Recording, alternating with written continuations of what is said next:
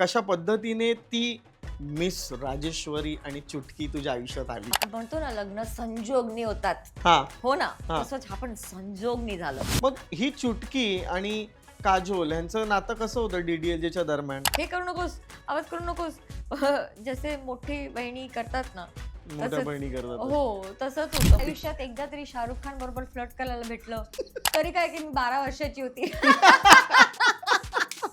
माझी कझन सोनाक्षी सिन्हा आहे ना, तू कधी हिम्मत पण केली नशील ना शत्रू सरना जाऊन की मुझे ऍक्टिंग करने, ते म्हणाले असतील खामोश. वो टाइमपास करके खामोश चिल्लाते थे. हम लोग ने कुछ किया भी नहीं है, काय को खामोश बोल रहे हैं? मतलब कुछ करे तभी तो बोलो ना.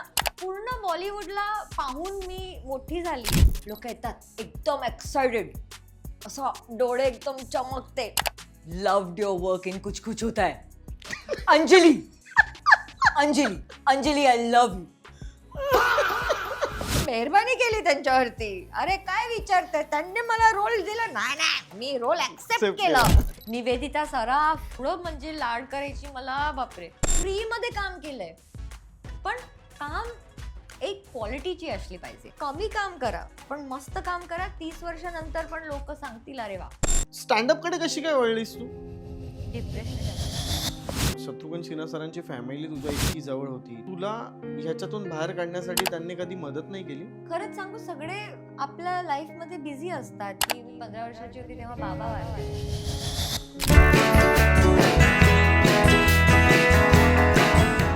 मित्रांनो, चित्रपट म्हटला ना की आपल्याला असं वाटतं की अरे ह्या चित्रपटाचा आपणही कुठेतरी भाग आहोत, किंवा त्या चित्रपटामधली आपल्याला गाणी आवडतात, त्या चित्रपटामधले सीन आवडतात, हिरो आवडतात, हिरोईन आवडतात, त्याचे जे सहाय्यक अभिनेता अभिनेत्री असतात हे आवडतात.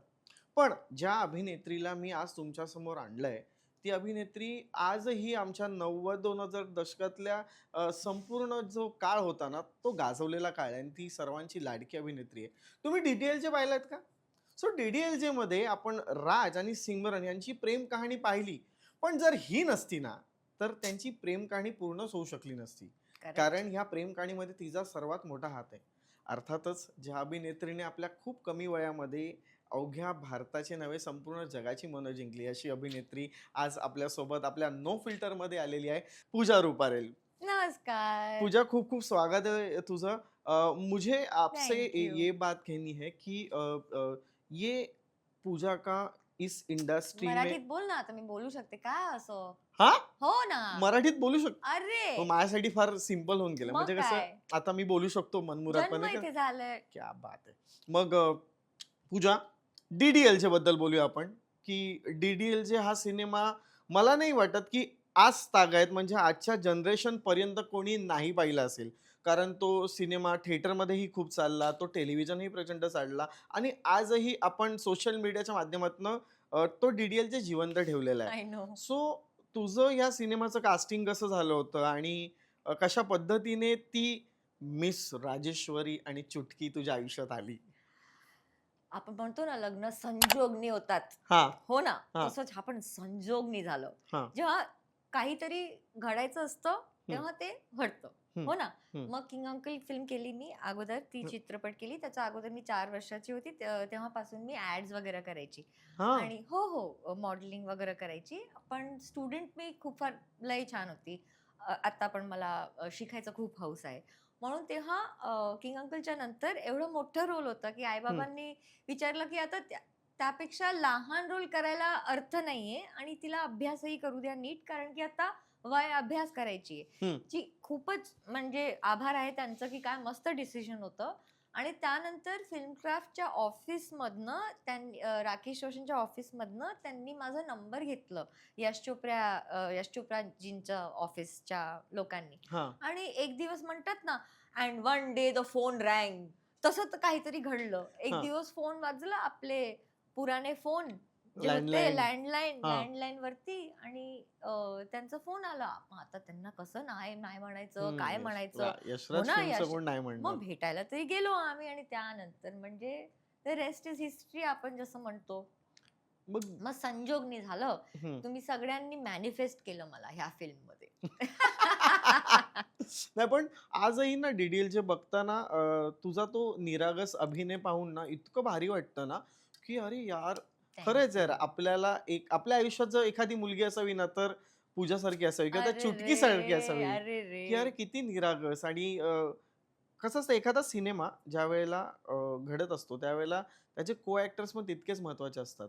आणि कदाचित तू स्वतःला किंग अंकल मध्ये आधी प्रूव्ह केलं असेल, म्हणून इतक्या मोठ्या प्रोडक्शन हाऊस मधून तुला फोन येणं. मग ही चुटकी आणि काजोल यांचं नातं कसं होतं डीडीएलजेच्या दरम्यान? हा खूपच स्पेशल आहे, कारण की आपण पाहायला गेलो ना, की हा टीनेज कॅटेगरीमध्ये कधीच कोणी त्याचा अगोदर नाही तर नंतर काही रोल प्ले केलाय. म्हणजे लहान मुलं असतात, नाहीतर हिरोईन असतात. हा.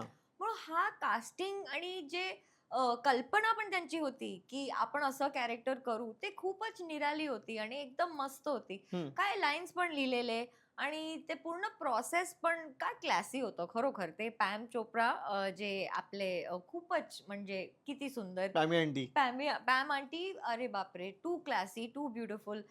सगळे मोठे-मोठे दुकानात आम्ही गेलो. बेनेटन त्यावेळीस म्हणजे बापरे! बाहेरून आम्ही फक्त पाहत होतो आणि मग त्याच दुकानात अंदर जाऊन सगळं काही विकत घेणं म्हणजे हो, असं वाटलं की डिझनी प्रिन्सेस झाली मी. म्हणजे तू कॉस्ट्युम डिझाईन्स वगैरे अरे! बद्दल अरे म्हणतेस? एकदम म्हणजे ते सेटमध्ये जे पुस्तकं होते ना, हम्म. ते पण मला वाटतं फॉरेन पब्लिकेशन होते. एवढं ते डिटेलमध्ये त्यांनी रिक्रिएट केलं, की एकदम महीनता से बोलते हैं ना, उन्होंने एकदम डिटेलिंग जो आज तक कभी-कभी नहीं दिखता है आपको, उस टाइम पे उन्होंने वो भी आदि चोपड़ा को श्रेय जाता है. हम्म. क्योंकि उनका फर्स्ट फिल्म पूर्ण हाऊसनी त्यांनी केलं. एवढं पॅशन रिसर्च सगळं लावून केलं. आणि मग आमचं एक फोटोशूट होतं काजोल बरोबर आणि तिथे त्यांनी पाहिलं की आम्ही बहिणी असं वाटतो का. हम्म. आणि ते फोटोज अजिबात आहे माझ्याकडे घरी. हा. तर मी कधी तुम्हाला दाखवणार. हम्म. आणि फक्त ते झालं. त्याऐवजी काहीच असं ऑडिशन नव्हतं. नव्हतं त्यावेळेला. नव्हतं. म्हणजे आय हॅव टू से की खूप छान की त्यांनी अगोदरचं काम पाहून त्यांना एवढं तरी कळलं असेल की मला ॲक्टिंग येते. हम्म. फक्त ते लूक फिट व्हायला त्यांनी ते फोटो शूट ठेवलेली. आणि हम्म. मला अजूनही याद आहे त्या फोटोशूटवरती आम्ही जेव्हा फर्स्ट टाईम भेटलो, मला वाटलं वाह! माझी खूप फॅन्टसी होती की मला वहिनी हवी आहे. कारण की माझ्या फॅमिलीमध्ये मी सर्वापेक्षा मोठी हम्म. नाती आणि बहीण आणि सगळं. वयामध्ये तू अ, मोठी बहीण आणि हो, मग एक छोटी बहीण. हो. सपना. अ, नाही, भावना भावना, भावना भावना. आणि त्याच्या खाली पण दुसरे कझन आणि सगळे. पण माझ्या वरती कोणी नव्हतं म्हणजे मग इमिडिएट. अख्ख्या घरामध्ये वडील मोठी म्हणून वडिलांची मोठी मुलगी तू होतीस. हो. हा. First granddaughter on mother's side, hmm. First daughter, first everything. हा. आणि मी जेव्हा जन्म झाला सगळ्यांना खूप वेळ होता ना त्या 80s मध्ये. आपण एकदम मस्त बसलेलो होतो. हम्म. ट्रॅफिक नव्हती, काय प्रदूषण नव्हतं, काही नव्हतं. खूप मस्त होती लाईफ. काय झालं आता?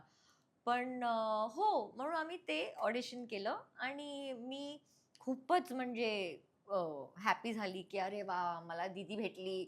आहाहाहा! आणि मला खूप एक्साइटमेंट होतं. मी 12-13 वर्षाची होती तेव्हा. हम्म. म्हणून हां. मग काजल आणि तुझं बॉन्डिंग कसं होतं? I think that was the warmest we were ever. त्यानंतर तरी मला गप्प बस, हे करू नकोस, आवाज करू नकोस. जसे मोठी बहिणी करतात ना, मोठ्या तसंच. बहिणी करतात हो, तसं. तसंच होतं. मला वाटलं खूप रिअलिस्टिक होतं रिलेशनशिप आपलं त्यानंतर. पण असं नाही की आम्ही बेस्ट फ्रेंड्स होतो की काय असं. काम करायचो आणि घरी जायचो. पण मग मला असं म्हणायचं की डीडीएलजेचा जर आपण कास्ट बघितला तर आईचा रोल तुझा केला होता फरीदा जलालांनी. फरीदा जलाल यांनी, आणि म्हणजे वडिलांचा रोल अमरीश पुरी यांनी, त्यानंतर सतीश शाह आहेत तिकडे. काय अ, आठवण येते सगळ्यांची. अ, आणि म्हणजे इतकी सगळी मोठी मोठी कास्टिंग. आणि मुळात मुळात किंग खान बापरे! म्हणजे तो. दुसऱ्यांदा हा. किंग अंकलच्या नंतर किंग अंकलच्या नंतर नशीब दुसरा पहा. सिनेमा परत शाहरुख बरोबर करण्याची संधी मिळाली. सो हा इतक्या सगळ्या कास्टिंग बरोबर काम करण्याचा तुझा अनुभव डीडीएलजेचा कसा होता, की यांच्याकडून तुला त्या वयामध्ये काय शिकायला मिळालं? मी टीनेज होती. हम्म. टीनेजर्स खूप ड्रामॅटिक असतात. हम्म. मी जगजीत सिंगच्या गझल ऐकायची. हा. हो, विचारू नका. ड्रामॅटिक असतात ना. हो हो. हां, 13 वर्षाचे लोक कसं असतात, असं पूर्ण पीडित असतात ना. हम्म. आणि मी कालच कोणाला सांगत होती, की तुम्ही बघा, मी 9 वर्षाची होती. तेव्हा चीफ असिस्टंट डायरेक्टर कोण होता किंग अंकलवरती? Shahrukh Hrithik Roshan, if I am not wrong. Of course. Yes, Hrithik Roshan होता. आणि माझा कोस्टार जो फ्री होता तेव्हा कोण होता? शाहरुख खान. शाहरुख. करेक्ट. मला हा. फोटोग्राफी शिकवायचो, खूप म्हणजे लाड करायचो, टाइम होता. कारण की दिवानाचा अगोदरची गोष्ट आहे ना, तेव्हा ते सुरुवात होती सुरुवात होती त्यांच्या त्यांच्या करिअरची ग्लॅमरस आणि पण. करिअरची पण. मग तुम्ही माझे स्टँडर्ड्स बघा. हम्म. हो ना, ऋतिक रोशन, शाहरुख खान, त्यानंतर कसं काय होणार पोरगीचं काय आयुष्यात? हो ना, म्हणजे charming plus talented plus amazing, त्यानंतर म्हणजे आता average Indian man disappointing, very disappointing. हम्म. तो असं झालं. आणि जेव्हा हा कास्ट बरोबर मला एवढं विचित्र वाटलं नाही, कारण की लहानपणीपासून माझी कझन सोनाक्षी सिन्हा आहे ना, पण त्यांच्या घरी सगळे त्यांचे ही मंडळी यायची. हो, मंडळी यायची वर्षात 2दा, त्यांचं अॅनिव्हर्सरी, बर्थडे, काहीतरी आम्ही सगळे मुलं तिथे असतो, ऑटोग्राफ घ्यायचो. मग पूर्ण बॉलिवूडला पाहून मी मोठी झालीये. मग मला कधी एवढं असं नाही वाटलं की हो भीती की भय की असं. आणि लहानपणीपासून एक्झामच्या अगोदर ना आई बिचारीला न्यूजपेपर लावायला लागतं इथे आरशावरती. कारण की आरशा मला दिसलं की माझं काहीतरी म्हणजे मिरर एक्सरसाइज, मिरर ऍक्टिंग सुरू चालू आहे. चालू हा. Some Oscar picture I am writing over there doing some one act monologue play. बिचारी माँ, मतलब ये क्या करे लड़की का. तो जब आई थिंक अबाउट इट की जेव्हा झालं असेल एवढं जागा भेटली ना तुम्हाला ते सगळं काढायला, प्रस्तुती करायला, हम्म. म्हणून फिश टू वॉटर सांगतात ना, तशी फिलिंग आली की देव आम्ही सगळ्यांना एक काहीतरी विशेषता देऊन पाठवतो की तुम्हालाही ना कळत तुम्हाला ते कसं येतं. ते देणगी आहे, ते वरदान आहे. ते तुमचं आम्ही म्हणतो ना तुझ्यात ते टॅलेंट आहे. ते माणसाचं टॅलेंट असतं. ते त्यांनाही ना कळत सुद्धा की कुठून आलं, ते कसं करतात. कारण मी शाळेत म्हणजे शिकली नाही ना. आई ऑफकोर्स एलिक्युशन सगळं खूप म्हणजे पद्धतीने मला शिकवलं. माझ्या अगोदरच्या शाळेमध्ये पारसी स्कूल होतं. शाळा कोणती? JB वाजच्या दादरला ओ. आणि त्यानंतर उत्पल संघवी जुहूला. मग तिथे मोठा आपला हॉल होता. माईकच्या ऐवजी आम्ही प्रोजेक्ट करून व्हॉइस कसं कॅरी, मग ते थिएटरचं पूर्ण जे बेस होतं ना, तू तिथे तिकडे तयार खूपच झाला. चांगलं तयार झालं. आणि त्याच्यावरती मी बिल्ड केलं. मग 10th स्टँडर्ड येईपर्यंत पूर्ण प्ले लिहिलं, डायलॉग्स लिहिले, ऍक्टिंग केलं, डायरेक्शन केलं, सगळे अवॉर्ड भेटले, ते सगळं केलं. शाळेतलं नाटक तू बसवलं होतंस? हो, 9वी मध्ये. आणि मग त्या अॅन्युअल डेला आम्ही केलं, कारण की सगळ्यांना एवढं first time ever inter house annual डेला केलं. रवींद्रनाथ टागोरचं प्ले होतं. आणि आत्ता मला कळतंय की मी ड्रामा घेऊन त्याला कॉमेडी आणि डार्क कॉमेडी करून प्रेझेंट केलेलं अख्खं ते त्यावेळेला. डार्क कॉमेडी एज्युकेशन बाबतीत 9th स्टँडर्ड मध्ये. आणि तुम्ही संजोग बघा ना की माझं रोल पण चुटकीचं बघायला गेलो की कॉमेडी कॅरेक्टर आहे ते. ते पूर्ण सेटअप असतं. आणि आता आम्ही कॉमेडीमध्ये जसं बनतो पंचलाईन डिलिव्हर करायला ती येते. आणि तुम्ही डिलीटेड सीन्स पाहिले दिलवालेचे? आणि त्याच्यात बघा माझे केवढे सीन्स आहेत. कारण की मी जेव्हा फिल्म पाहिलं मी सांगतो अरे माझं अर्ध काम पुढे आहे. आम्ही ते पण शूट केलं, ते पण शूट, ते तरी आहेच नाही. 4 तासाची फिल्म होती. 1 तास फक्त चुटकीचा होता की काय? नाही, त्यांचं फर्स्ट फिल्म होतं. मग एवढा प्रेमाने त्यांनी एवढं शूट केलं. पण आता ते डिलीटेड सीन्स पाहायला खूप मजा येते. खूपच मजा येते. मग शाहरुख लाड वगैरे करायचा? दुसरी फिल्म खूपच म्हणजे मनानी ना, तो कधी असा शो ऑफ नाही झाला, वॉर्म होता. आणि एवढा जेनरस आहे तो, म्हणजे प्रेमाळू. आणि काही लोक असतात ना ज्यांना पूर्ण प्रॉडक्टला बेटर करायचे, फक्त मी माझं करून जाणार, तसं ते त्यांचं मानणं नाहीये. बॉडी लँग्वेज ठेवा तुम्ही, की लाईन संपली की सीन नाही संपलं. ते टर्न कसं करते आणि वॉकआउट पण कसं करते, त्याच्यात पण ते राग दिसलं पाहिजे. म्हणजे बेरिंग नाही सोडली पाहिजे त्या कॅरेक्टरची. हो, ते इमोशन सोडलं ना पाहिजे तुम्हाला, ते कंटिन्यू ठेवावं. आणि तुम्ही जेव्हा फ्रेम मधून बाहेर निघाले की तुमची ऍक्टिंग संपली, लाईन संपली तेव्हा ऍक्टिंग नाही संपत. ऍक्टिंग सुरू असते, लाईन संपली फक्त. बॉडी लँग्वेज, बॉडी आतापर्यंत पण ऍक्टिंग करते ना, मग करा ते बॉडीनी कसं ते. हम्म. मला खूप ते आवडलं. आणि म्हणजे शाहरुख एक म्हणजे सीन आहे त्यामध्ये की फ्लर्ट करत असतो तुझ्यासोबत, पण तो इनडायरेक्टली काजल बरोबर फ्लर्ट करत असतो. बघा त्या ना, सीनची गंमत कशी, म्हणजे ते वय सुद्धा आपल्याला नव्हतं मस्त ना, माहिती. आयुष्यात एकदा तरी शाहरुख खान बरोबर फ्लर्ट करायला भेटलं. तरी काय की मी 12 वर्षाची होती. हो. त्या सीनचा काय गंमत आहे, म्हणजे तो सीन इतक्या लहान मुलीला आपण कशा पद्धतीने समजवणार, किंवा आदी चोप्रांनी कशा पद्धतीने तो सीन नरेट केला होता. त्यांनी एक पुस्तक काढली DDLJचं ना, 20 की 21 वर्ष झाले तेव्हा हम्म. पाठवलेलं आम्ही सगळ्यांना. आणि त्याच्यात खूपच प्रेमाने आदीनी लिहिलंय की अ, मला जास्त फार डायरेक्शनची गरज नव्हती, मी नॅचरल ऍक्ट्रेस होती आणि मला आठवत पण नाहीये एवढं काही की बसून मला सांगितलं, अच्छा आता तू बघ असं कर आणि ते असं. म्हणजे मी लाईन वाचलं, मी केलं, म्हणजे ते आपलं असतं ना, फील प्रमाणे आम्ही करून घेतो. आणि एक पण बघायची गोष्ट आता मला ते कळतं की तेव्हा का मस्त कास्टिंग केली असेल त्यांनी. म्हणजे परत बघा की अक्षरशः चुटकी जर रिअल लाईफची कॅरेक्टर होत आहे. आहे, हा. की 30 वर्षानंतर तिचं बरोबर तिचं काय ट्रॅजेक्टरी झालं असतं. म्हणजे ती जर 13 वर्षात कॉमेडी करत होती, मोठं होऊन पण ती तशीच असणार ना स्वभावनी. हम्म. आणि खरोखर जेव्हा मी स्टँडअप कॉमेडीची सुरुवात केली 20 वर्ष अगोदर, मला वाटलं वा, ह्याचं 10-15 वर्ष अगोदर आदित्य चोप्राला माहित होतं की मी कॉमेडी करू शकते, की माझ्यात ते, नंतर पुढे जाऊन. की ते टायमिंग आहे एक माणसात. म्हणजे तुम्ही ऍक्टरला घेता काही करायला, की ते क्षमता असली पाहिजे ना त्यांच्यात. हम्म. आणि तुम्हाला एक अनुमान तरी झालं पाहिजे की हो, हा हा करू शकते. आपले ड्रामॅटिक ऍक्टर असतात, कॉमिक ऍक्टर असतात सगळे. मग किंग अंकल ड्रामा होती ना, त्याच्यात काही कॉमेडी जास्त नव्हतं. हम्म.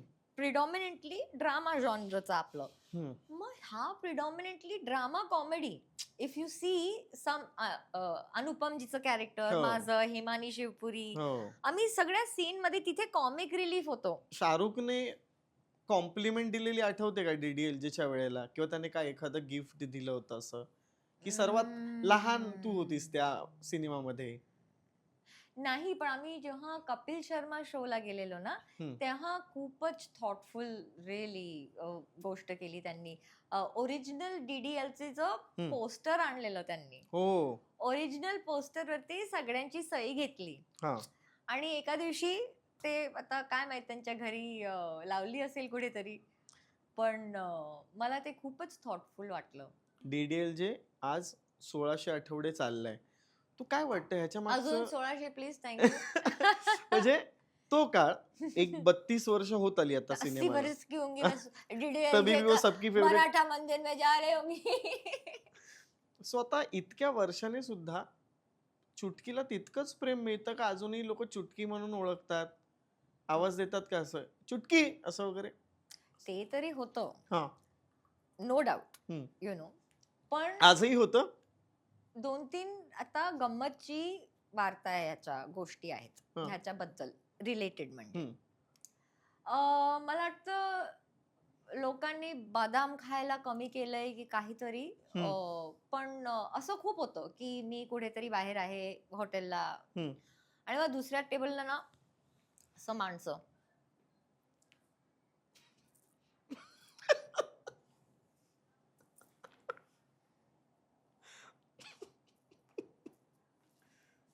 असं अर्ध तास चालणार, हा. अर्ध तास चालणार. त्यानंतर ह्या मनुष्याला येणार राग.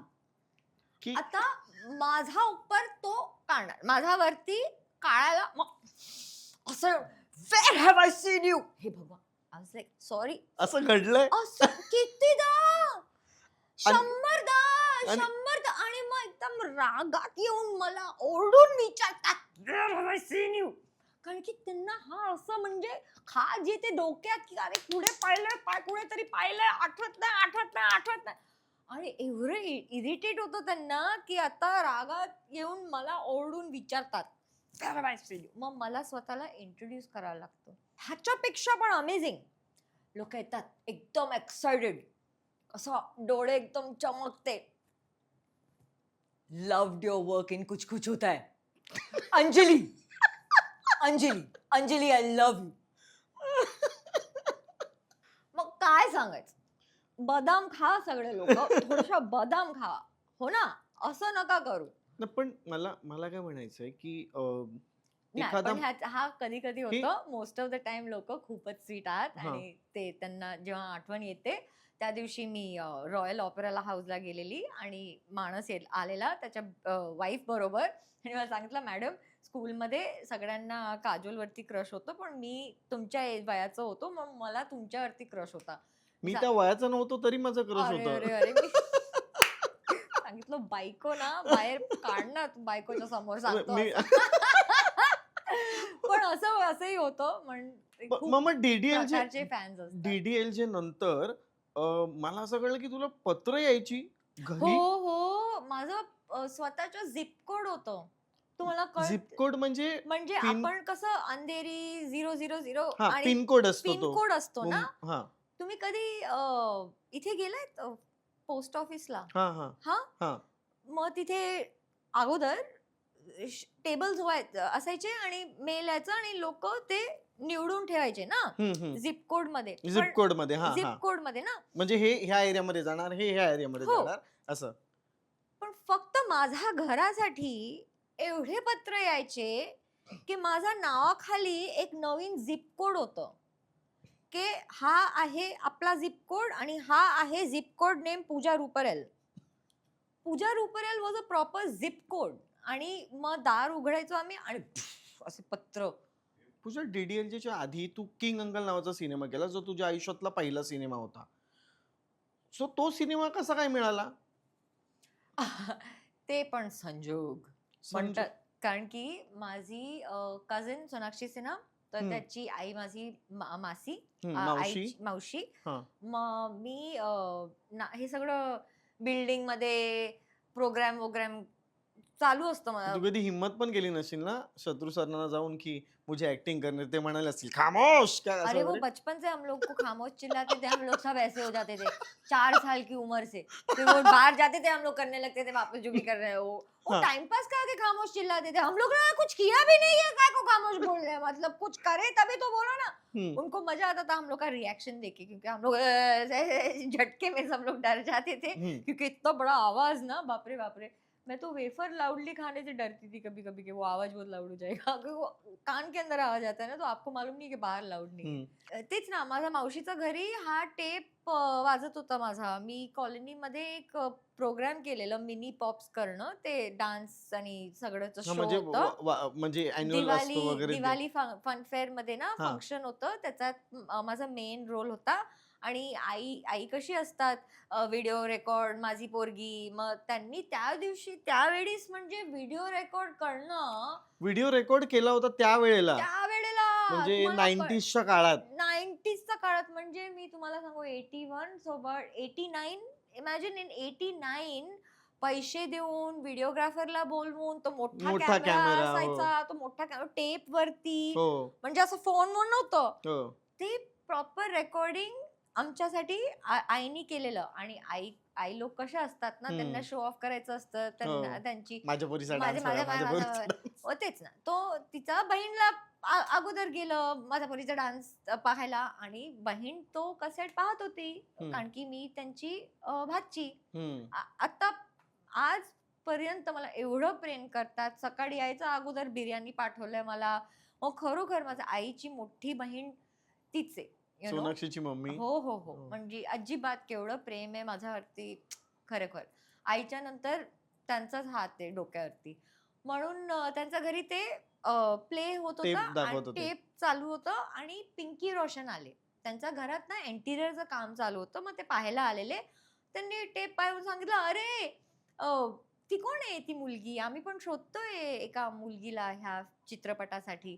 म्हणून त्यांनी सांगितलं, हो ती तरी माझी भाची आहे, घ्या तिचा नंबर. आणि मग त्यांनी फोन केलं आणि मग मी त्यांना भेटायला गेली राकेश रोशनजीच्या घरी.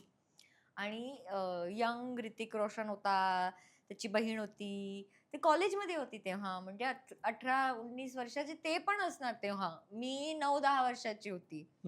आणि मग त्यांनी मला विचारलं, तू करशील का, आम्हाला तुझे केस कापायला लागले की मी रडायला लागली. नकोय मला, ठेवा तुमचं, नकोय मला. मग केस अरे कापायला लागतील म्हणून. हो, नकोय ठेवा तुम्ही, नकोय तुमचं मूव्ही. आणि मग एकदम घाबरले राकेश सर आणि हा. आले असं खाली. "अच्छा, नाही कापणार, मग तू करणार का प्लीज माझं फिल्म?" Okay fine. मी मी मेहरबानी केली त्यांच्यावरती. अरे काय विचारताय? त्यांनी मला रोल दिला. नाही, नाही, मी रोल ॲक्सेप्ट एक्सेप्ट केलं. केला. कारण की मुलं असतात ना हो. कॉन्फिडंट.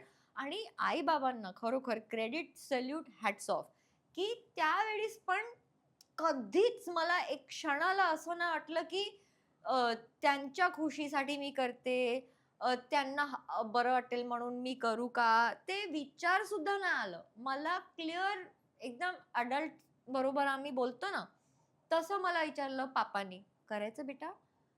हो, तू सांग. तुला मजा येईल? तू सांग. तुला करायचं आम्ही करू." तुला आवडेल तर हो, करूया. तुला आवडेल तर करूया. हम्म. काय प्रेशर नाही, काय नाही. तू हो की हो, नाही की नाही. तू हम्म. सांग. अंकलनी विचारलं, तू सांग. आम्ही काय नाही आता मध्ये. कोण कोण सांगतं असं? कुठल्या पेरेंट्स असं सांगतात? आणि त्यावेळेस आम्ही ऐकलेलं नंतर चीफ एडीनी सांगितलं, की लोकं पैसे द्यायला तयार होते, की आमच्या मुलीला घ्या तुम्ही ह्या रोलमध्ये. त्या सिनेमासाठी. त्या सिनेमासाठी. हा. कारण की त्यावेळेस पण म्हणजे चाइल्ड स्टार्स तरी होते ॲड्स आणि सगळ्यामध्ये मध्ये. हम्म. आणि त्यांच्या पेरेंट्सला खूप हौस होतं, की आपल्या पोरीला म्हणजे फिल्म. आणि माझ्या पेरेंट्सला काहीच नव्हतं, की म्हणजे आर्ट आर्ट आहे, आर्टिस्ट आहे, चान्स भेटलं की बरोबर. पण अगोदर तिचा अभ्यास नीट व्हावं. ती मुलगी आहे म्हणजे तिला शिक्षण पूर्ण शिक्षण व्हावं. पूर्ण व्हावं, प्रेशर नको, टेन्शन नको. Let her be a child. बचपना खोना नहीं जगू दे चाहिए. तिला. बालपण हां, जगू दे तिचं. बालपण जगू दे. पण आर्टिस्ट पण आहे, की ते पण असलं पाहिजे. म्हणजे असं पण नाही, की ते नको. ते एक्स्ट्रीम बिहेवियर काही नाही केलं त्यांनी. खूपच संयमनी एकदम मधला तो रस्ता घेऊन फक्त खूप छान काम केलं मी जो केला. एवढं छान, की 30 वर्षानंतर पण लोकं सांगतात, "अरे वाह!" यू नो आणि त्यांना बरं वाटतं मला पाहून. मग ते श्रेय त्यांना म्हणजे जातं. एंट्रीज म्हणजे किती भारी होती त्यामध्ये. बघा ना. गाणं होतं त्याच्यात ते. अ, तारे आसमां के पूर्ण धरती पे टायटल किसने रोल उतारे. होता. हो. नावात किंग अंकल होतं, पण जास्त रोल कोणाचं होतं? हो, हो, हो. हो ना. त्यानंतर मला एक अशी फिल्म सांगा, जिथे मुलाचं एवढं मोठं रोल होतं. हम्म. आम्ही असं मोजू शकतो. मासूम, अंजली, किंग अंकल, त्यानंतर एक सांगा मला. एक नाहीये. आठवतंय तुम्हाला? बाल चित्रपट. बाल चित्रपट, चिल्लर पार्टी त्यानंतर. चिल्लर पार्टी. पण ते पण एका कॅरेक्टरवरती आधारित नाहीये ना, ते अख्खी पार्टी आहे त्याची. मग एका या मुलगीवरती आधारित चित्रपट फक्त हे 3 होते. आणि मधून मला हा भेटलं करायला. वाह! Most biggest cast. केवढे लोकं होते. शाहरुख खान, नगमा, ते अनु अगरवाल, विवेक वासवानी, निवेदिता सराफ. मी आता बोलणारच होतो. म्हटलं अरे निवेदिता मला सराफांचं नाव कधी घेतेस? मला पाजायची असं. आई आम्ही ग. काय मस्त त्यांच्या घरी गेलो. मम्मी आणि निवेदिता आणि खूप खूप चांगले मैत्रिणी होते. म्हणून की अंकलचा नंतर पण. आणि त्यांच्या घरातलं दाल मला आत्ताही आठवते. खूप आवडायचं बापरे त्यांच्या निवेदिता सराफ टिफिनमध्ये. यांची घराची डाळ तुला खूप आवडायची. खूपच, खूपच. आणि टिफिनमध्ये जेव्हा पण यायचं मला पाजायची. ती एवढं म्हणजे लाड करायची मला बापरे! पहिला सिनेमा आणि जॅकी श्रॉफ यांच्याबरोबर काम करायची संधी मिळाली होती. त्यात शाहरुख खान, अनु अगरवाल. सो ह्या इतक्या मोठ्या लोकांबरोबर त्यावेळी काम करण्याचा अनुभव कसा होता? फर्स्ट डे वरती फायर हॅझर्ड झालेला ॲक्चुअली. हं. हो, आम्ही शूट करत होतो सेट वरती. आणि तो सीन आहे जिथे सेट बिल्ड केलेलं. इठनी मी ते काही त्याला हां, सेक हां. ते देते, कारण हां. की त्याला पाय लागलाय सुजला असतो पाय आणि सुजा. त्याच्यावर ते हां, हां. ठेवतात तो वाला. हां. आणि त्या कपडा ज्याने मी तो शेकत असते. हां, त्याला आग लागलं. आणि मी डायलॉग बोलत मला ते दिसलं पण नाही. काय काय झालं असतं, की फर्स्ट डे शॉट फर्स्ट होता. डे फर्स्ट शो हं. म्हणजे ओहोहो! हं. बघा तरी. आणि मग आम्ही जेव्हा कुफरीला गेलो, म्हणजे मी निळी झालेली. कारण की बॉम्बेच्या ड्रेसमध्ये त्या स्नो मध्ये आम्ही शूट करत होतो आणि सगळ्यांनी वुलीन थर्मल वर्मल घातलेले आणि मी फ्रॉक घालून तिथे बर्फात होती आणि पतले सोलचे बुट. बापरे बाप, जी हालत झाली ना त्या शॉट नंतर. सगळ्यांनी मला आत नेलं ते आगच्या इथे आणि मग पाय असे चोळले आणि चोळले. सगळं. बापरे, गार पडलेली मी एकदम. म्हणून ड्रामॅटिक तरी होतं खूप. मजा आली. पण पण तो सिनेमा त्यावेळी फार चालला नव्हता. 93च्या कारण काळी की तो. ते अटॅक झालेले हा थिएटरमध्ये, बॉम्ब बॉम्ब ते हा काहीतरी बॉम्बस्फोट होतं. वगैरे त्या झालेले त्या आणि कोणी दरम्यान. सांगितलेलं ते injection, welcome to the world of AIDS. Hmm. लोक सांगतात थिएटरमध्ये इंजेक्शन आहे, हे ते बॉम्ब ब्लास्ट झालेलं. काही विचित्र विचित्र चालत होतं त्या त्या दिवशी. पण सेटमॅक्स वरती जेवढं हा फिल्म चाललंय ना, किंग अंकल, टेलिव्हिजन वरती. हो. म्हणजे लोकांनी रटून घेतलं. कारण की ते राईट्स विकत घेतलेले त्यांनी. दुसरं काय होतं ना, किंग अंकल लावून द्या. पहिला सीन होतो की तू जिथे इंट्रोड्यूस होतेस त्या सिनेमामध्ये आणि अनु अग्रवाल तुला आंघोळ घालायला घेऊन जाते, बरोबर आहे. तर तुला माहिती होतं अनु अग्रवाल यांनी आधी काय केलंय किंवा काय? कारण त्यावेळेच्या त्या खूप फेमस ऍक्ट्रेस होत्या हो, आणि त्या खूप आशिकी वाशिकी काय खूप दिसायच्या. पाहिलेलं. अरे रे, भारी. आणि तो सीन त्यांचा एक तो जो भारी सीन होता ना, जेव्हा ते अंघोळ घालतात आणि ते साबून वाबून ते आम्ही सगळ्यांना खाली केलेलं सेटवरनं. तुम्ही सगळे मुलं म्हणजे निघा इथून. तुम्ही तिकडे शिमलामध्ये तिकडे जाता आणि त्यावेळेला तो. तो सेट होता. अच्छा, ओके. तो सेट होता इथे बॉम्बेला. ते शिमलामध्ये हा, मग ते चीट केलं दाखवलंय. होतं. ते हा, चीट केलेलं. तो साबणाचा ते हो, आंघोळ करत हो, असताना टॉवेल हो, मागतात तो हो. वाला सीन. पण त्या दिवशी ज्या सेट वरती एक्साइटमेंट होती ना, मला अजिबात आठवते सगळं. काय काय घडलं काय घडलं होतं त्या सीनच्या वेळेला, म्हणजे साबणाच्या सीनच्या मला वेळेला? पाठवलेलं ना, मी लहान होती. जावा तुम्ही लोक, सगळे मुलं खाली करा सेट. का? ज्यांचं काम नाहीये इथून निघा. हा खूपच महत्वाचं एकदम क्लोज सेट. म्हणजे जेवढी कमी पब्लिक होऊ हम्म. शकत होती तेव्हा त्यांनी असं ठेवलेलं त्यांच्या रिस्पेक्टला, कम्फर्टला. असं हम्म. की खूप छान आहे ना ते तसं केलेलं त्यांनी. मग अनु अग्रवाल यांच्यासोबत कसा वेळ घालवायचीस तू? पहिली त्यांच्या फिल्म. बरोबर खूप जास्त फार वेळ टाइम स्पेंड नाही केला, पण ते खूप स्वीट होते. असं मला काय आठवत नाहीये की पण जास्त सीन्स नव्हते आमचे संगती, म्हणून जास्त फार खूप फार म्हणजे इंटरॅक्शन नाही झालं. पण खूपच गोड होती. मी नंतर पण काही वर्षांअगोदर त्यांच्याशी भेटली. खूप चांगलं होतं ते.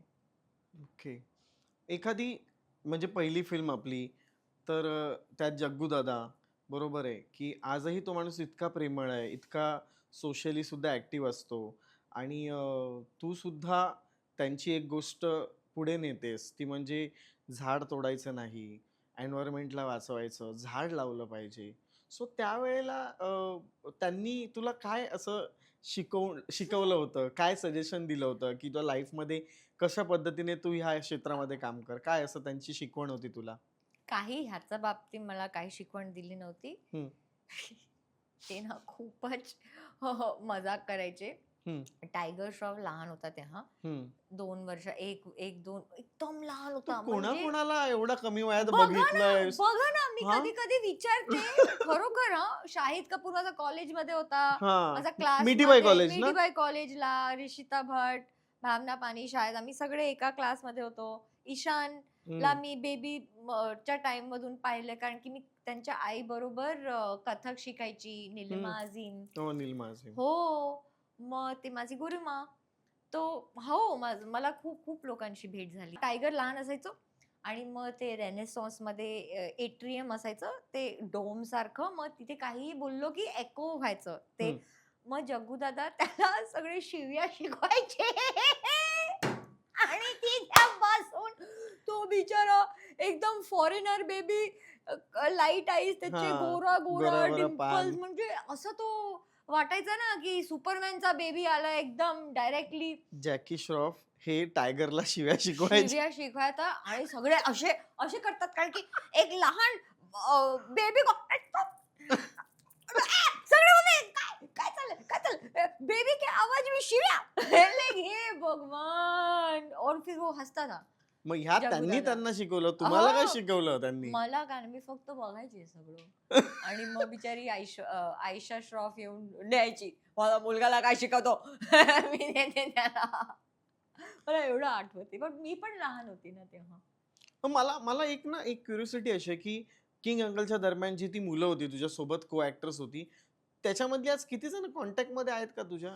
मला त्या दिवशी ऍक्च्युली कोणी मेसेज केलेलं, मी शिमलामध्ये आम्ही भेटलेलो आणि ते तिथे एक स्कूल होतं, हा. तिथली मुलं त्यांनी हायर केलेली, म्हणजे त्यांना यूज केलेलं फिल्म मध्ये. हम्म. म्हणून तेव्हा खूप फ्रेंडशिप झालेली, आम्ही सगळे एकत्र बसायचो. पण खरं सांगू तुम्हाला, एवढं काही काम होतं ना करायला, आणि आत्ता मला कळतं, म्हणजे तेव्हाही ऍक्च्युली राकेश सर मला आपले वन टेक आर्टिस्ट म्हणायचे. स्क्रीनमध्ये खूप मोठा इंटरव्ह्यू आलेला, अजिबात आहे माझ्याकडे तो पेपर, एकदम सेंटर स्प्रेडला, माय वन टेक आर्टिस्ट.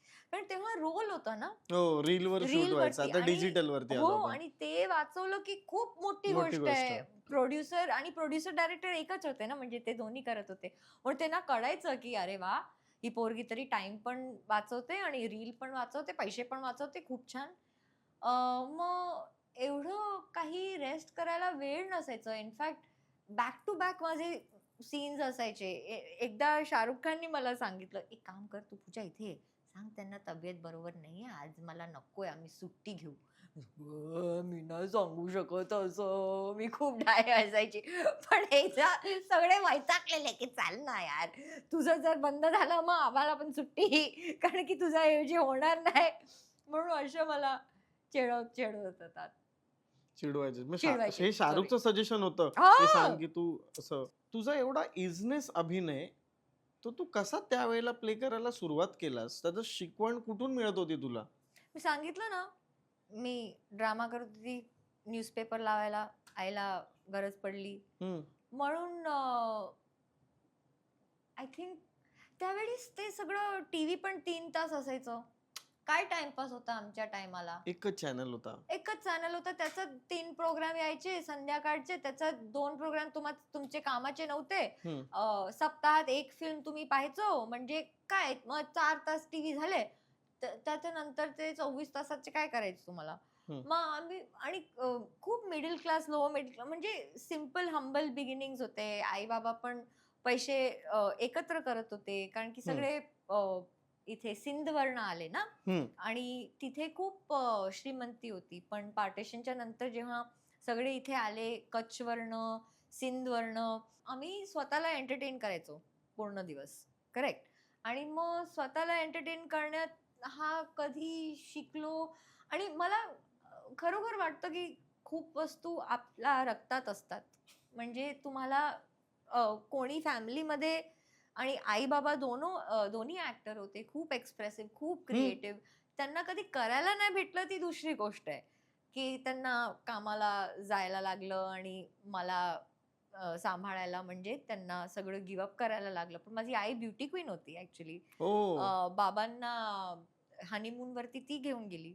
कारण की त्यांनी जिंकलेलं ते ब्युटी कॉन्टेस्ट, आणि IAS ची दांबरम तो शिप होता, त्याच्यावरती सिंगापूरला गेले आणि आले. म्हणून आई ब्युटी क्वीन, पप्पा खूपच स्वीट, सुशील, सगळ्यांचे फेव्हरेट. म्हणून ते वॉर्मथ आणि ते सगळं मी खूप बारीकीने पाहिलं. आणि ते ईज जे म्हणतात ना, ते एक आपली पर्सनॅलिटीची ईज पण असते ना. एक्सप्रेसिव्ह माणूस कोण असतं, जे एक्सप्रेस इझिली करू शकतो. म्हणजे जे आतलं आहे ते बाहेर दिसतं, हम्म. आणि आपण प्रस्तुती त्याची करू शकतो. पूजा कुठे होती इतकी वर्ष, जी आता आपल्याला 24 मध्ये दिसते? 24 तरी किती वर्ष झाले? 15 वर्ष झाले. हा, नाही म्हणजे 24 तोपर्यंत पूजा काय करत होती? 24 पर्यंत. स्ट्रगल करत होती, दुसरं काय.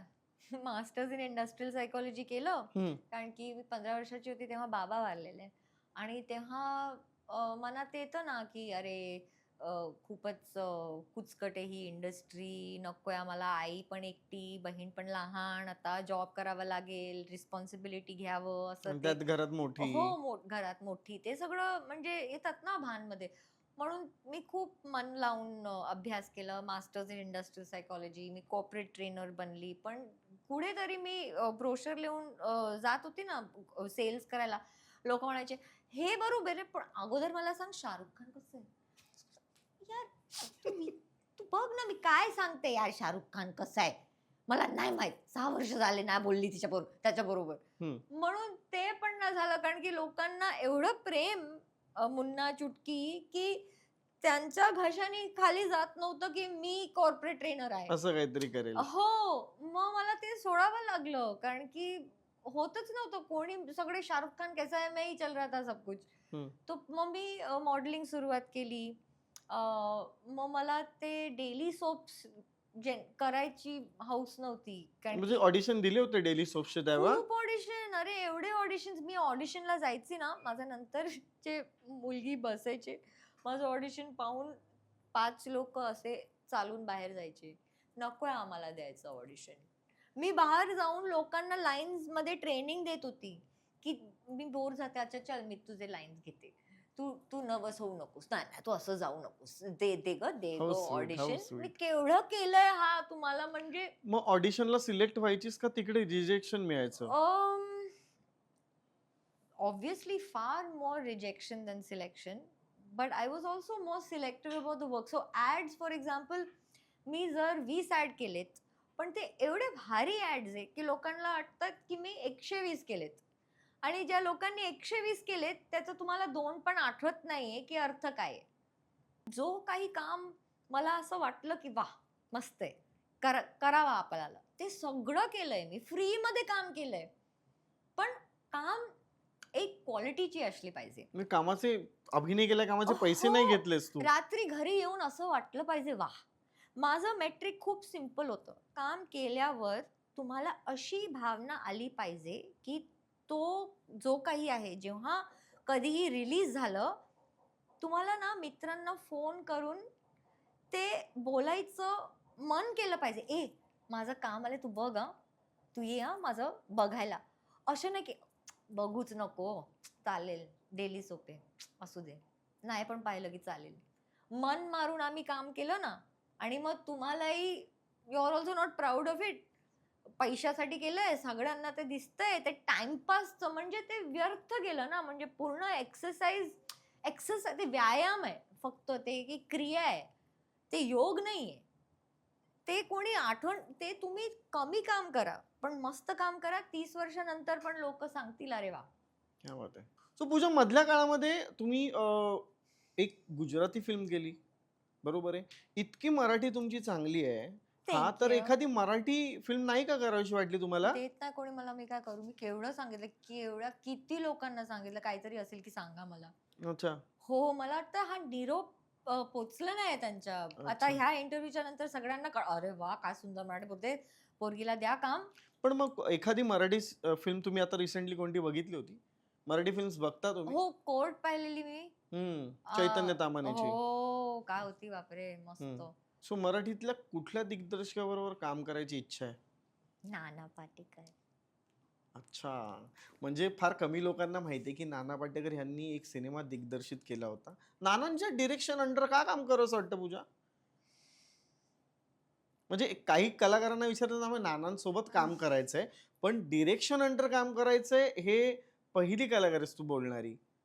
कुठलंही काहीही चालेल. I just want to breathe the same air as him. You know, मला वाटतं की एक दिवस जेव्हा आम्ही सगळं जाणार ना, काही आठवण नाही राहणार कोणालाही. पण महत्वाची गोष्ट ते आहे की आम्ही कसं काय फिलिंग सोडलं, आफ्टर टेस्ट म्हणतात ना. आणि काही लोकांची पर्सनॅलिटी आणि प्रेझेन्स जे आपण, देवाचं पण आम्ही सांगतो ना, to spend time in the presence of God. देव का करत नाहीये, पण फक्त त्यांचा श्रेयमध्ये बसायला छान वाटतं आम्हाला, म्हणून आम्ही देवाला मानतो. आणि जी लोक देवाला मानतात आणि त्यांच्या अभिनयमध्ये ते प्रॅक्टिस करतात, त्यांची प्रेझेन्स एवढी मॅजिकल आहे की ते तुम्हाला लाईफ टाइम साठी चेंज करून जातात. मला म्हणजे फक्त त्यांचा इर्द गिर्द राहून ना आम्ही एवढं शिकतो की आम्ही ट्रान्सफॉर्म होऊन जातो. मला वाटतं मग की आता खरंच मी देवाला प्रार्थनाही करेन की नानांनी एक सिनेमा दिग्दर्शित करावा इतक्या वर्षानंतर. त्यामुळे आम्हाला परत पूजाला सुद्धा मराठी सिनेमामध्ये पाहता येईल. आणि आणि त्यांचंही सचिन खेडकर बरोबर, कारण आम्ही प्ले केलेलं खेडेकरांसोबत, सचिन हो खेडेकरांसोबत. हो, श्याम रंग. हो हो हो, काय प्ले होतं बापरे वा. त्यांनी कृष्णचं पात्र केलेलं, कुणाल केमू आणि मी कृष्णा आणि राधाचं बचपनचं केलेलं वा वा. गाणी वाणी खूपच सुंदर होतं बापरे ते नाटक. पूजा रुपारेल ही एक चांगली अभिनेत्री आहे, एक चांगली रायटर आहे, Thank you. दिग्दर्शक आहे, जिने बालवयामध्येच बालनाट्य बसवली आणि दिग्दर्शित केली. पूजा खूप चांगली गायिका सुद्धा आहे. पूजा एक चांगली स्टँडअप कॉमेडियन सुद्धा आहे. काय याच्यामधलं black belt in martial art also. Black belt in martial art म्हणजे परिपूर्ण नटाने कसं असावं, कुठे कमी पडू नये अशी परिपूर्ण पूजा आहे. सो मग पूजाला कधी असं अल्बम काढायची वगैरे इच्छा नाही झाली? झाली आणि काढलं पण आहे YouTube वरती. माझी 2 गाणी आहेत, 3 गाणी आहेत ॲक्चुअली. एक मध्ये मी लिरिक्स लिहिलंय जे माझा कझननी रिलीज केलं. हम्म. तो ॲज अ लिरिसिस्ट तो केला आणि मग I have sung 3 songs I think नाव. मोहित एम वॉट करून त्या प्रोड्युसरचं नाव आहे. त्यांनी 3 गाणी प्रोड्यूस केलीत. रिलीज केलेत सिंगल, एक म्युझिक व्हिडिओ पण शॉट केलं त्याचं. मग आता अजून करायचं हौस आहे. हिंदीमध्ये केलं, आता इंग्लिशमध्ये पण करायचं, सगळ्या लँग्वेजेसमध्ये करायचं मला. मराठीमध्ये पण त्या दिवशी मी एक नवीन लहान गाणी केलं, ते ऑनलाईन पण आहे. कोणतं? 1% हा सगळं ब्रिज म्हणजे काय. हो हो हा, अच्छा मी पाहिलं सोशल मीडिया. पण स्टँडअप कडे कशी काय वळलीस तू? डिप्रेशनच्यामुळे. डिप्रेशन कसलं? काम मिळत नाही त्याचं हो हो डिप्रेशन? हो हो. आणि एकदा मी ऑडिशनला गेलेली, मी परत आली आणि खूप म्हणजे डोका फिरलेला, कारण की विचित्र लोक भेटले तिथे.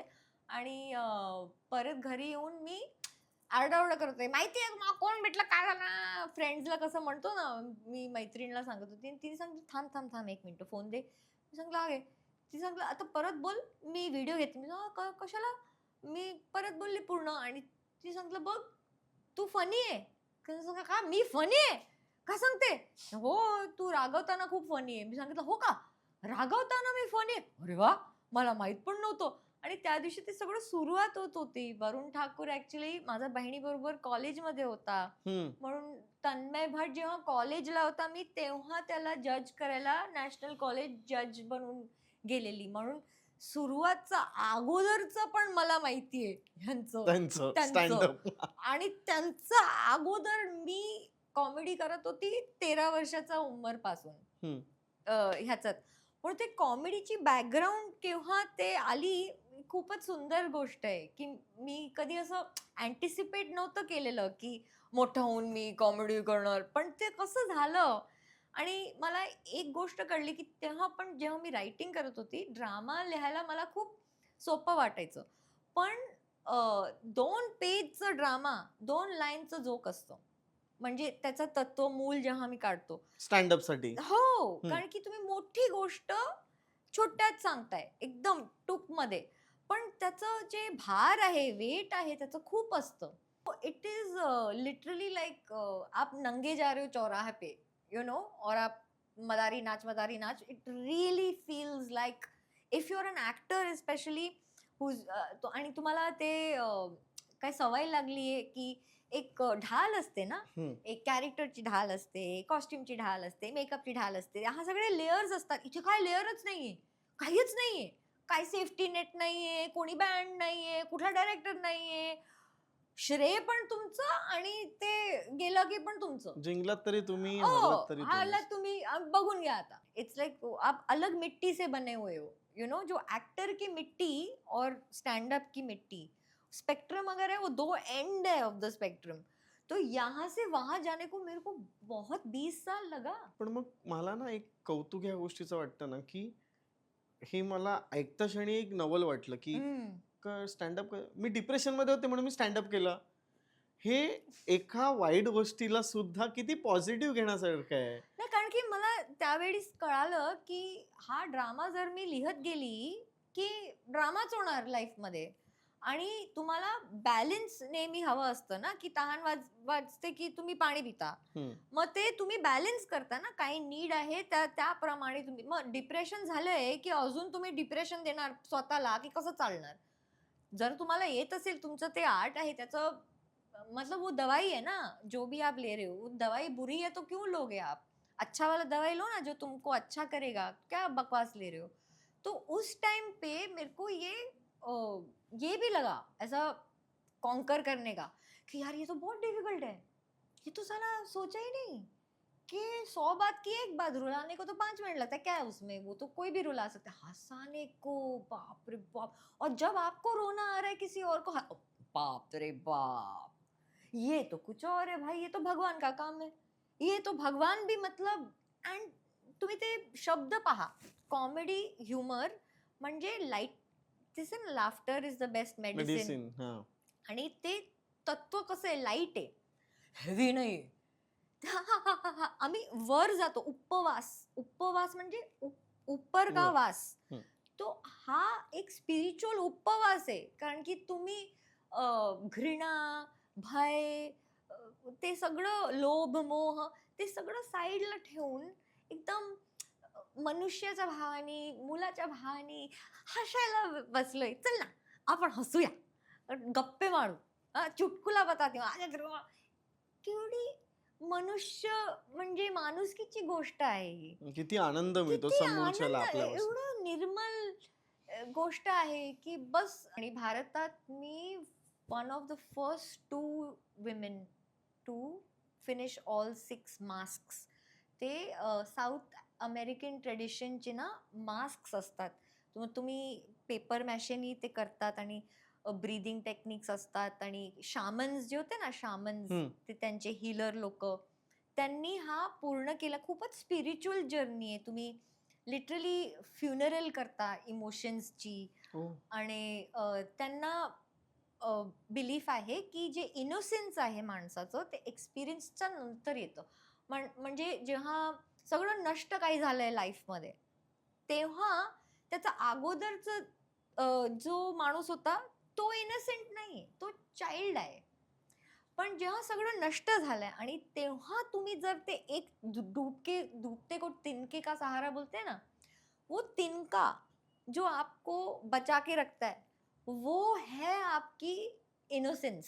हम्म. जब घर जल रहा है, जब आप एक चुटकुला सुना सकते हो ना, वो क्या वो चीज है जिसके ऊपर आप निर्भर हो आपकी ह्यूमैनिटी के लिए, उसके एक्सप्रेशन के लिए, वो है आपका रियल इनोसेंस, जो वो डिस्ट्रक्शन के बाद ही दिखता है, वो उसके पहले दिखेगा ही नहीं, क्योंकि उसका मतलब ही नहीं है ना, उसका वेट ही नहीं है.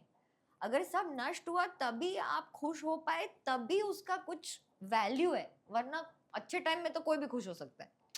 पण मला एक तुला विचारायचं की जेव्हा तू डिप्रेशन मध्ये होतीस तेव्हा शत्रुघ्न सिन्हा सरांची फॅमिली तुझ्या इतकी जवळ होती, तर किंवा सोनाक्षीचेही त्यावेळेला सिनेमास चालू झाले होते, फार चांगल्या लेवलला काम करत होती, तेव्हा कधी तुला ह्याच्यातून बाहेर काढण्यासाठी त्यांनी कधी मदत नाही केली? खरंच सांगू, सगळे आपल्या लाईफमध्ये बिझी असतात. जेव्हा मी लहान होती, मी त्यांच्या अगोदर फेमस झाली. त्यांनी कधी असं विचारलं का, की असं नाही विचारू शकत ना, सगळे नशीब लिहून येतात. हम्म. म्हणजे तिचं पण कसं संजोगनी झालं सलमानच्या फिल्ममध्ये दबंग. फिल्ममध्ये. मग हे प्लॅन कुठे असतं?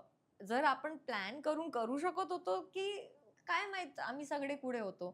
पण लाईफ घडतं ना, घडतं म्हणजे काय तुम्ही सांगू नाही शकत, प्रिडिक्ट नाही करू शकत. आणि हा कोणी दुसऱ्याला मदत करू शकतं असं कधी झालंय का मला सांगा?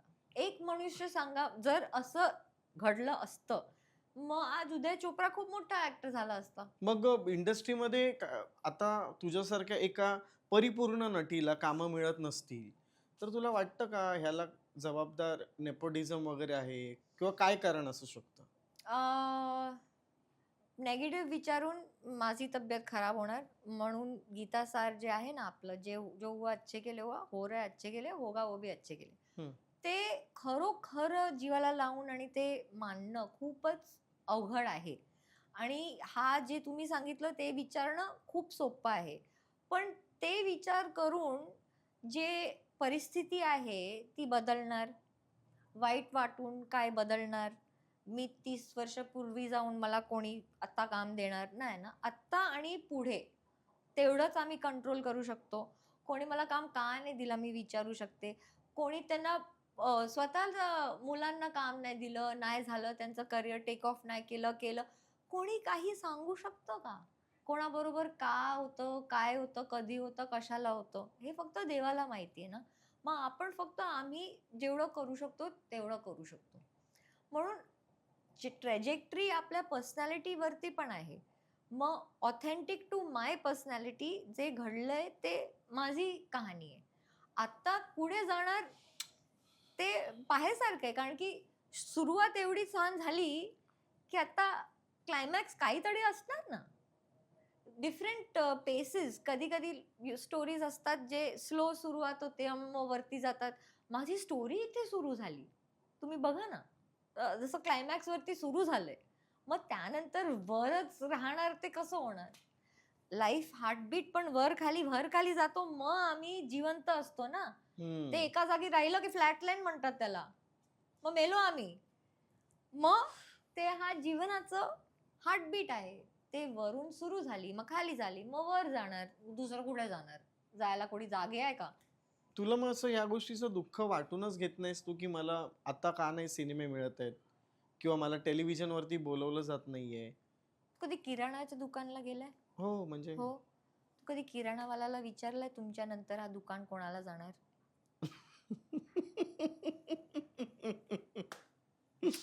हीच गोष्ट आहे ना. हम्म. आपलं मूल असतं. तुम्ही डे 0 तुम्ही केलंय, म्हणजे हा माणुष्याचं अस्तित्व तुमचं कारण आहे. Your blood is running through there. How can you not love your child more than everybody else's child? God made it such that you have to love your child, number one. हम्म. So can I say, why is a parent loving a child? Now दुःख नाही होत म्हणजे की मला काम नाही मिळत त्याचं मला दुःख ना नाहीये, आता गंमत वाटते. गंमत वाटते गंमत वाटते काम नाही कारण मिळत की त्याची. मी सांगू ना, तुम्ही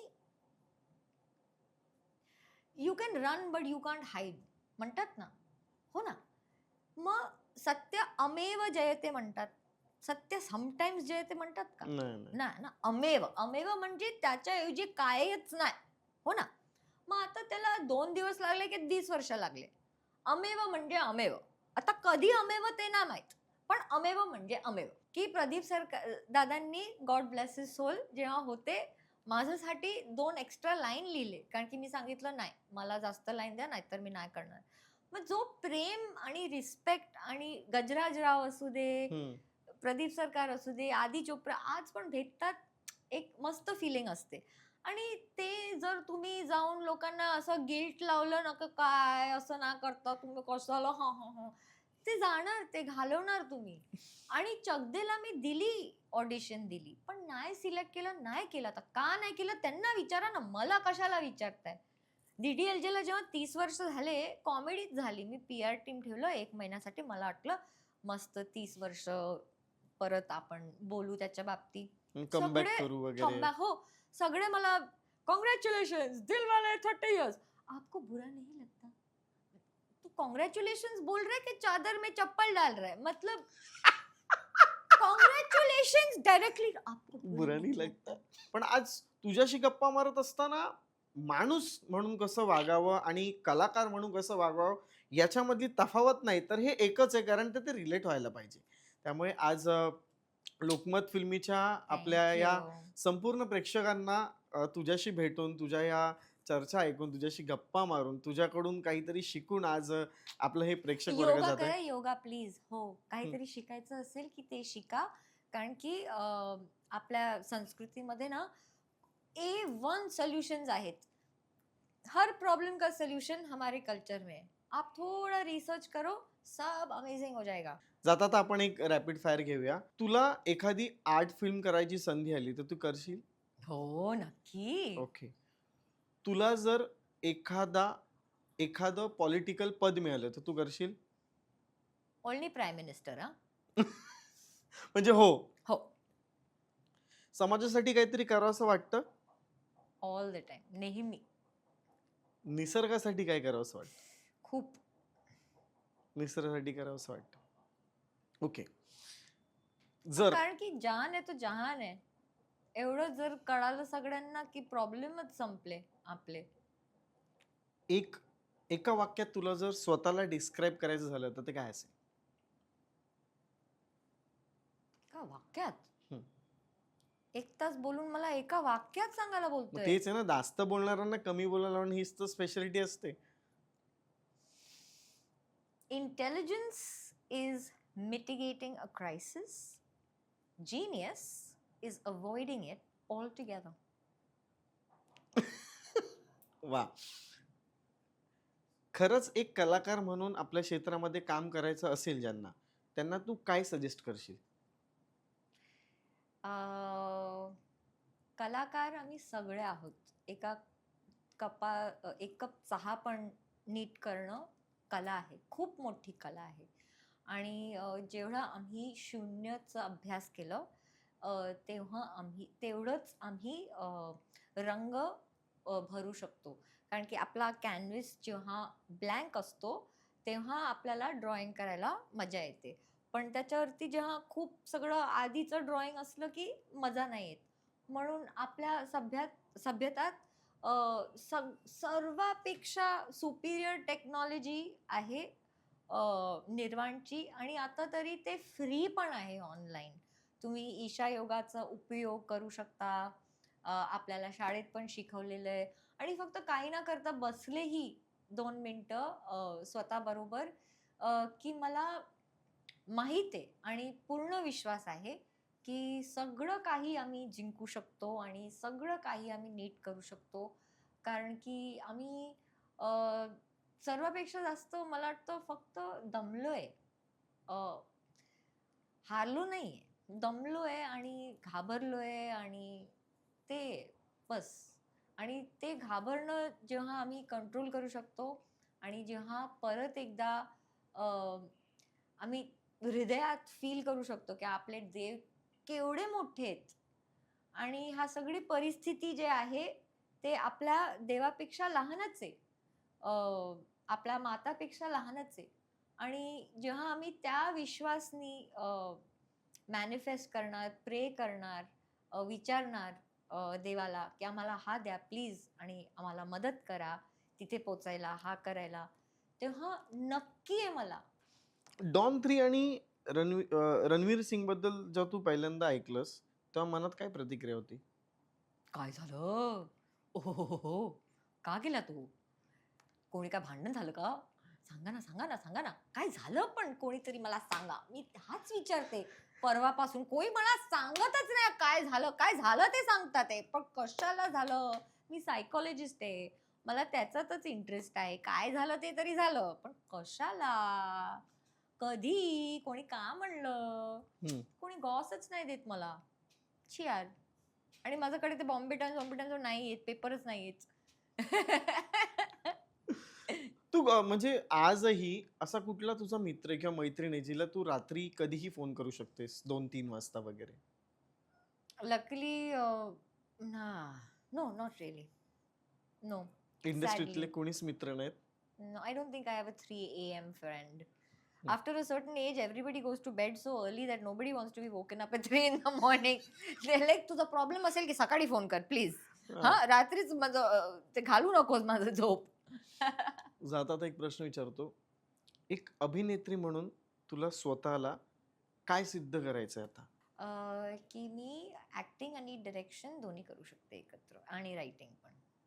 खूप खूप धन्यवाद पूजा, आज लोकमत फिल्मी बरोबर गप्पा मारण्यासाठी, मला खूप मजा आली. आमच्या थँक्यू. नो फिल्टर मध्ये येण्यासाठी आणि आणि खऱ्या अर्थाने हा तुझा आमच्या बरोबरचा हा पॉडकास्ट नो फिल्टर बघून लोक खरंच एक काहीतरी नवीन शिकवण घेतील आय की होप म्हणजे प्रत्येक गोष्टीने परिपूर्ण असून सुद्धा ज्या वेळेला आपल्या कलेच्या माध्यमातून असू दे किंवा एक माणूस चांगला असून सुद्धा आपल्याला जेव्हा डावलण्यात येतं तेव्हा एक माणूस म्हणून आपण कसं समाजामध्ये उभं राहिलं पाहिजे हे तुझ्याकडून आज आम्हाला शिकायला मिळालं. आणि खूप खूप धन्यवाद नो फिल्टरशी आज. थँक्यू. निसर्गाबाबतीत मी एक मेसेज देऊ शकते जायचा येस अगोदर? येस येस वाय हा? Not why not.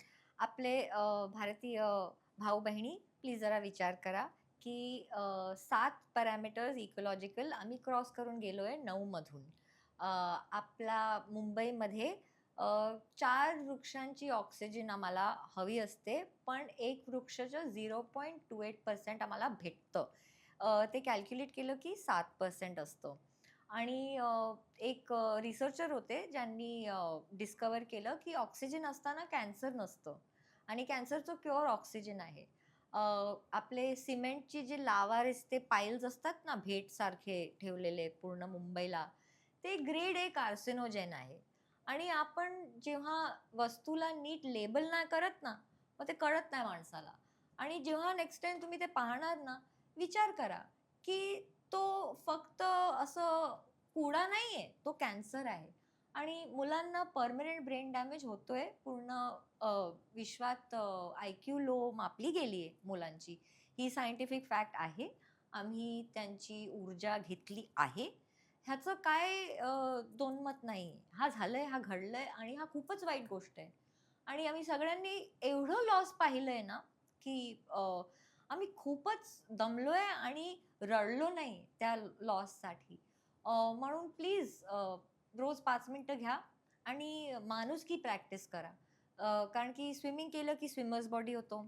जिमिंग केलं की जिमर्स बॉडी होतो. पण काही न केलं की कसं बॉडी होतो?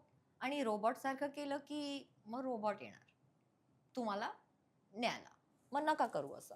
हो ना? आपण ते रोज असं प्रॅक्टिस करायचं 5 मिनिटं काढून आणि ते 5, 10, 15 असं होत जाणार. पण हा सगळं प्रचार आहे. ते प्रचारचा आचार खायचं बंद करा तुम्ही. आणि दुसरी एक गोष्ट लड्डू पेढा जरा दररोज विकत घ्या आणि खावा. कारण की आम्ही दररोज ना 5 किलो गम खातात ते. ते गम खायला बंद करा. हो ना? कोणी तुम्हाला परमवीर चक्र नाही देतंय, कोणाला नाही हवंय, कोणी देव नाही प्रसन्न होतंय तुम्हाला गम खाऊन मीना कुमारी बनून पाहायला. मग प्लीज लाईफमध्ये खूप ड्रामा आहे. तुम्ही ॲक्टिंग मला सोडा. तुम्ही नका करू. आणि आम्ही सगळे आता हेल्दी बनून हो ना, आपल्या लाईफच्या चित्रपटाचं आपण निर्माता, निर्देशक आहोत. लाईन्स पण आपल्याला लिहायचीत आणि मेन ॲक्टिंग पण आपल्याला करायची आणि हिरोईन, विलेन सगळं साईड कॅरेक्टर सगळे आम्ही. हो ना? मग छान ॲक्टिंग करा. ते गमची ॲक्टिंग नका करू आणि स्वस्थ राहा. हो ना? Love you. Thank you.